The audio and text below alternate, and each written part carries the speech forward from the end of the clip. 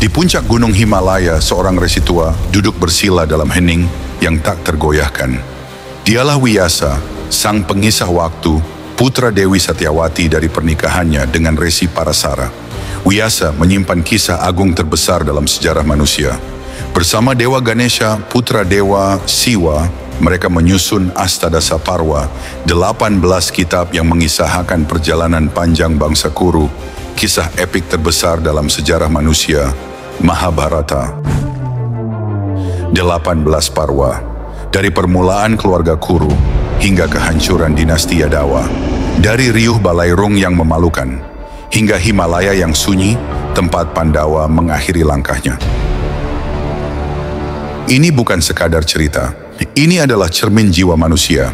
Dan kini pertanyaannya adalah, Parwa manakah yang paling membekas di hatimu?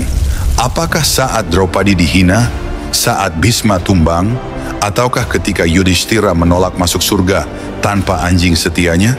Tulis pendapatmu di kolom komentar. Karena kita akan mengupas tiap Parwa satu demi satu, membongkar makna-makna tersembunyi dengan cara yang belum pernah kau dengar sebelumnya.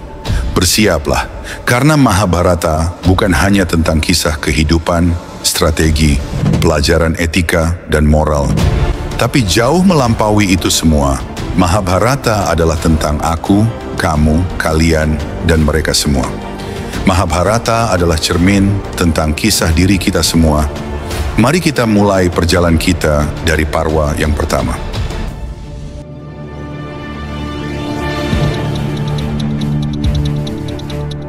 Edi Parwa merupakan kitab pertama dari seri Astadasa Parwa yang menceritakan berbagai kisah yang bernafaskan ajaran universal. Kisah kepahlawanan yang dibumbui oleh ilmu sakti dan mitologi.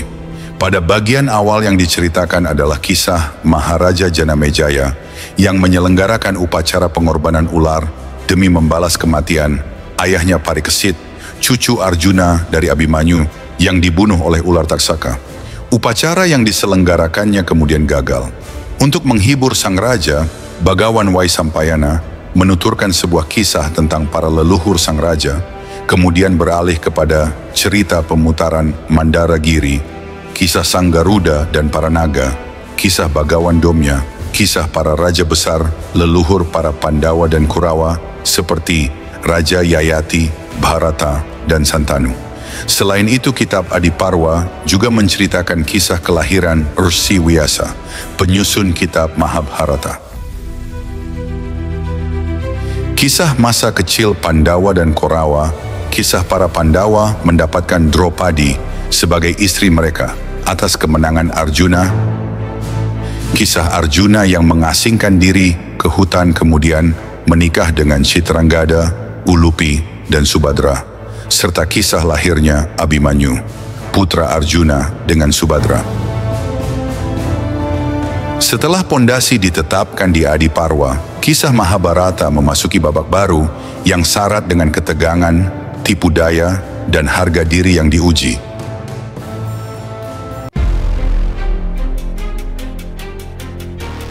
Sabha Parwa, babak di mana istana Hastinapura menjadi medan ujian kehormatan dan keadilan.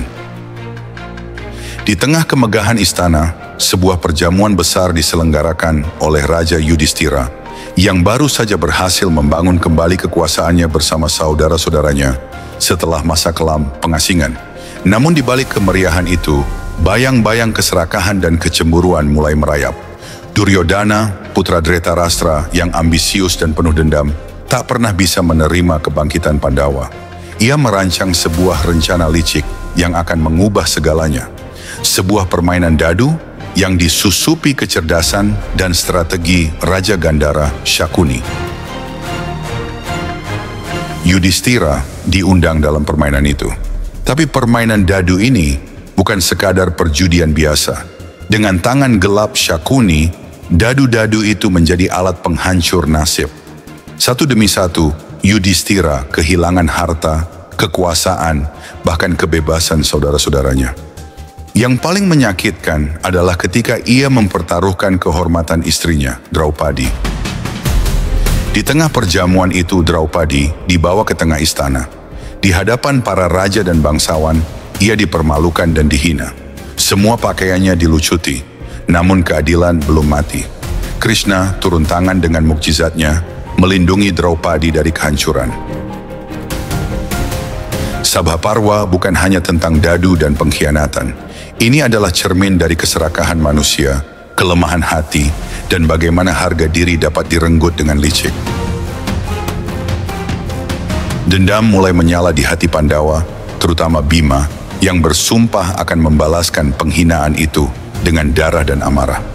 Setelah kehancuran harga diri dan permulaan pengasingan, Mahabharata membawa kita ke babak yang penuh keheningan.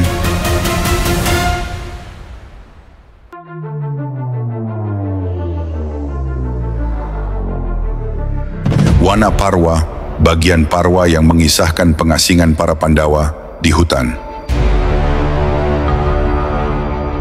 Disinilah para Pandawa menjalani masa 12 tahun pengasingan, setahun masa penyamaran, jauh dari kemegahan istana dan dunia kekuasaan. Namun, pengasingan ini bukan hanya tentang penderitaan dan penyesalan. Hutan belantara yang luas dan liar menjadi sekolah kehidupan, di mana para ksatria muda itu ditempa dalam ujian fisik, mental, dan spiritual. Yudhistira, sang putra sulung, belajar kesabaran dan keteguhan hati. Bima mendapat pengetahuan dari bimbingan putra Anjani, Hanuman. Bima mendapat kekuatan luar biasa dari berkah putra Dewa Bayu tersebut, yang dapat melindungi saudara-saudaranya dari ancaman para asura, raksasa, dan para detya. Arjuna, yang paling ahli memanah, melakukan perjalanan menuju puncak spiritual dan kekuatan senjata. Salah satu episode paling dramatis adalah ketika Arjuna bertemu Dewa Siwa, sang dewa penghancur dan pencipta ulang. Dalam wujud pemburu, Siwa menantang Arjuna untuk bertarung. Pertarungan itu bukan sekadar adu kekuatan, tapi juga ujian keteguhan dan keikhlasan. Setelah mengalahkan Siwa, Arjuna diberkahi dengan senjata maha dahsyat, Pasupatastra.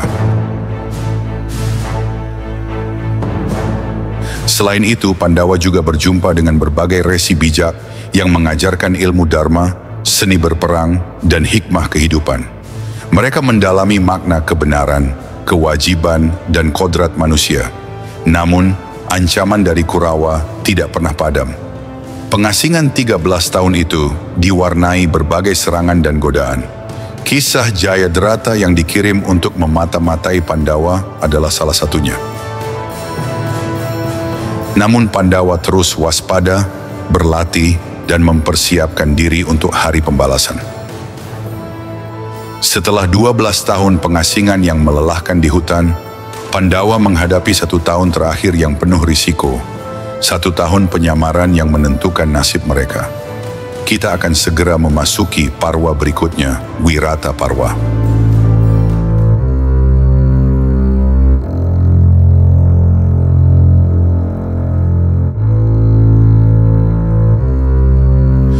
Wirata Parwa adalah kisah tentang kelicikan, keberanian, dan ketabahan. Pandawa memilih kerajaan Wirata sebagai tempat persembunyian mereka. Mereka harus menyembunyikan jati diri dan kekuatan mereka, hidup sebagai orang biasa di tengah bahaya yang mengintai. Yudhistira memerankan diri menjadi penasihat Raja Wirata. Bima mengganti identitasnya menjadi balawan yang dikenal dengan kekuatan luar biasa, berperan sebagai juru masak dan tukang kebun. Arjuna dengan kutukan yang membuatnya kehilangan kekuatan memanahnya, menyamar menjadi guru tari wanita bernama Brihanala. Draupadi menjadi Sailandri sebagai pelayan Ratu Sudesna di istana. Dia tetap menjaga kewibawaannya dalam diam. Nakula dan Sadewa yang mewarisi kemampuan Dewa Kembar Aswini Kumara bertugas merawat kuda dan sapi istana. Namun kedamaian itu hanya semu. Kurawa yang sudah mendengar bisik-bisik tentang keberadaan Pandawa melancarkan serangan untuk mengungkap penyamaran mereka. Dalam Wirata Yudha itu, Arjuna akhirnya mengangkat busur dan panahnya. Tepat di hari terakhir masa penyamarannya, Arjuna membuka jati dirinya, memaksa mundur seluruh pasukan Kurawa. Setelah masa penyamaran yang penuh ketegangan di Wirata, kisah Mahabharata memasuki babak yang menentukan, Udyoga Parwa, babak persiapan perang.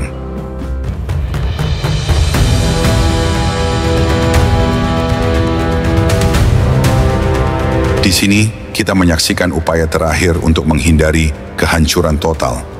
Diplomasi dijalankan, utusan dikirim, dan perjanjian ditawarkan. Namun kebencian dan ambisi menghalangi jalan perdamaian. Duryodhana yang telah lama haus kekuasaan menolak segala kompromi. Ia bahkan menolak memberi Pandawa hanya 5 desa kecil. Permintaan sederhana yang bisa menyelamatkan ratusan nyawa. Krishna datang sebagai utusan damai. Ia berusaha bernegosiasi, mengerahkan kemampuan diplomasi, membuka mata Duryodhana dan para Kurawa. Namun, dinding kebencian itu sudah terlalu kokoh. Udyoga Parwa menggambarkan bagaimana pilihan manusia menentukan nasib dunia. Tidak ada yang lebih pahit daripada kegagalan untuk berdamai. Pengaturan pasukan mulai dilakukan, para pahlawan bersiap mengukir legenda di medan Kurukshetra. Kehidupan akan segera berubah menjadi medan perang yang menguji setiap nilai dan keyakinan. Maka kita akan membuka lembaran Parwa selanjutnya, Bhisma Parwa.